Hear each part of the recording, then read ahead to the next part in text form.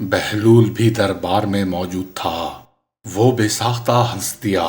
ہارون نے خشمگین نگاہوں سے اس کی طرف دیکھا۔ بہلول، اس بے موقع ہنسی کا سبب کیا ہے؟ کیا تم اس گستاخی کی وجہ بیان کر سکتے ہو؟ بہلول کی ہنسی نہیں رکی۔ حضور، مجھے ایک قصہ یاد آ گیا ہے۔ کون سا قصہ؟ ہارون نے استفسار کیا۔ بہلول نے ہنسی روک کر کہا، قصہ کچھ یوں ہے کہ ایک جنگلی بلی نے ایک بڑھیا کا پالتو مرغ جھپٹ لیا۔ اس چوٹی بلی کو پکڑو، ظالم میرا 2 من کا مرغا لے کر بھاگی جاتی ہے۔ ارے کوئی میری مدد کرو، اس بلی کو پکڑو، ہائے میرا نازوں کا پلا مرغ، ارے یہ پورے 2 من کا ہے۔ بلی نے جو بڑھیا کا شور و غل سنا تو پریشان ہو گئی اور غصے سے بولی، ارے دیکھو یہ بڑھیا کس قدر جھوٹ بول رہی ہے، اتنا سا مرغ بھلا 2 من کا ہے۔ اتفاقاً ایک لومڑی قریب سے گزر رہی تھی۔ وہ بلی سے بولی، بہن تم کیوں پریشان ہوتی ہو؟ ذرا مرغ کو مجھے دے دو، میں ابھی تول کر بتا دیتی ہوں کہ یہ 2 من کا ہے یا نہیں۔ بلی نے مرغ لومڑی کو دے دیا۔ اس نے مرغ دبوچا اور یہ کہہ کر غائب ہو گئی کہ بہن بلی، بڑھیا سے کہہ دینا کہ اس کا مرغ 3 من کا ہے۔ ہارون اپنی ہنسی نہیں روک سکا۔ اہل دربار بھی مسکرانے لگے۔ ہارون بولا، بہلول، تمہارے اس قصے نے ہماری افسردگی کو زائل کر دیا ہے۔ خلیفہ ہارون الرشید اپنی ملکہ زبیدہ کے ہمراہ شطرنج کھیل رہا تھا۔ بہلول بھی قریب بیٹھا تھا۔ اسی وقت چوبدار نے صدا دی، ایک شکاری باریابی کی اجازت چاہتا ہے۔ اجازت ہے؟ ہارون نے اجازت دی۔ شکاری اندر آیا اور زمین چوم کر بولا، میں خلیفہ کے لیے ایک بہت عمدہ مچھلی لے کر آیا ہوں۔ ہارون نے زبیدہ سے کہا، یہ انعام کی آس پر میرے پاس یہ ہدیہ لایا ہے، اسے انعام میں 4000 درہم دے دیے جائیں تو کیا یہ مناسب رہے گا؟ زبیدہ بولی، نہیں عالی جاہ، شکاری کا یہ منصب نہیں کہ اسے اتنا زیادہ انعام دے دیا جائے۔ آپ فوجیوں اور معزز شہریوں کو بھی انعام و اکرام عطا کرتے ہیں۔ اگر آپ انہیں اس سے کم دیں گے تو وہ شکوہ کریں گے کہ ہم شکاری کے برابر بھی نہیں۔ اگر زیادہ دینے کی رسم پڑ گئی تو خزانہ خالی ہو جائے گا۔ یہ بات ہارون کے دل کو لگی اور بولا، مگر اس کو کچھ دینا تو ہے۔ تو آپ اس طرح ہی کریں کہ شکاری سے پوچھیں کہ یہ مچھلی نر ہے یا مادہ۔ اگر وہ کہے کہ مادہ ہے تو کہیں ہمیں یہ پسند نہیں، اگر وہ کہے نر ہے تو آپ بھی کہہ دیں کہ یہ ہمیں نہیں چاہیے۔ اس طرح وہ مچھلی واپس لے جائے گا اور انعام بھی نہیں دینا پڑے گا۔ زبیدہ نے تجویز پیش کی۔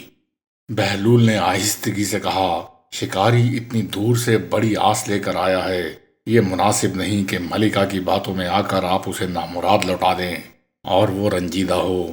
ہارون نے بہلول کی بات پر توجہ نہیں دی اور چوبدار سے بولا، شکاری کو ہماری خدمت میں پیش کرو۔ شکاری قریب آیا تو ہارون نے سوال کیا، اے شکاری، کیا تو بتا سکتا ہے کہ یہ مچھلی نر ہے یا مادہ؟ شکاری تعظیماً جھکا اور بولا، عالی جاہ، نہ یہ نر ہے نہ مادہ، یہ مچھلی تو مخنث ہے۔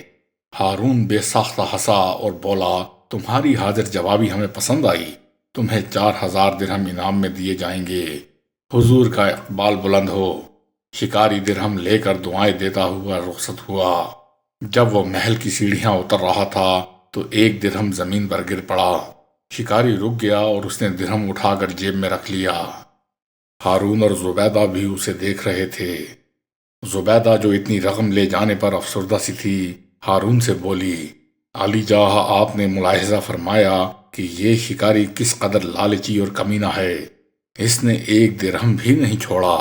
کیا حرج تھا اگر کوئی اسے محل کا ملازم ہی اٹھا لیتا؟ ہارون کو بھی ملکہ کی بات لائق توجہ محسوس ہوئی۔ اس نے پکار کر کہا، شکاری کو بلایا جائے۔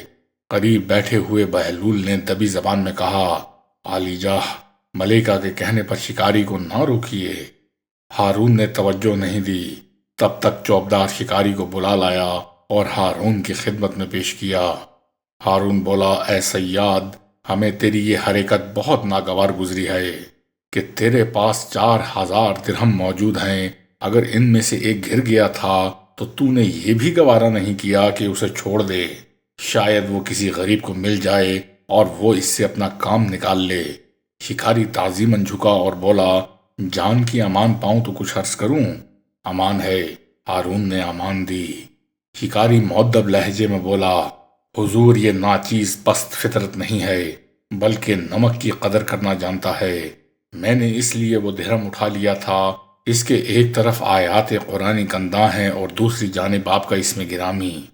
میں نہیں چاہتا تھا کہ یہ زمین پر پڑا رہے اور کسی کے پاؤں تلے آ جائے اور بے ادبی کا ارتکاب ہو۔ خلیفہ اس کی حاضر جوابی سے محظوظ ہوا اور خوش ہو کر حکم دیا، شکاری کو 4000 درہم اور دے دیے جائیں۔ شکاری رخصت ہو گیا تو بہلول نے کہا، عالی جاہ، کیا میں نے آپ کو نہیں روکا تھا کہ شکاری کو واپس نہ بلائیں؟ ہارون ہنسا، بہلول آج تو میں نے تجھ سے بھی زیادہ دیوانگی کا مظاہرہ کیا ہے۔ تم نے مجھے دونوں بار روکا لیکن میں نے توجہ نہیں دی، اور ملکہ کی بات پر کان دھرنے کا یہ نقصان ہوا کہ 4000 درہم کی بجائے 8000 درہم خزانے سے گئے۔ کہتے ہیں کہ ایک بار ہارون نے یونان سے کسی حکیم کو بلوایا، جب وہ بغداد پہنچا تو ہر طرف اس کا شہرہ ہو گیا۔ ہارون نے اسے دربار میں بڑی عزت دی، جس کی وجہ سے اس کے امراء اور معززین شہر حکیم سے خاص طور پر ملنے کے لیے دربار گئے۔ بہلول کو بھی خبر ہوئی، وہ بھی اپنی دیوانگی کا لباس پہنے دربار میں جا پہنچا۔ دیکھا کہ حکیم دربار میں بڑی شان سے بیٹھا ہے، وزیر امیر اس کی تعریفوں کے پل باندھ رہے ہیں۔ بہلول کچھ دیر چپکا بیٹھا رہا، پھر حکیم سے بولا، آپ کیا کام کرتے ہیں؟ حکیم اس کی حیت قضائی دیکھ کر اسے پاگل سمجھا اور اس کی ہنسی اڑانے کو بولا، جناب میں حکیم ہوں اور میرا کام مردوں کو زندہ کرنا ہے۔ دربار میں دبی دبی ہنسی کی آوازیں سنائی دینے لگیں۔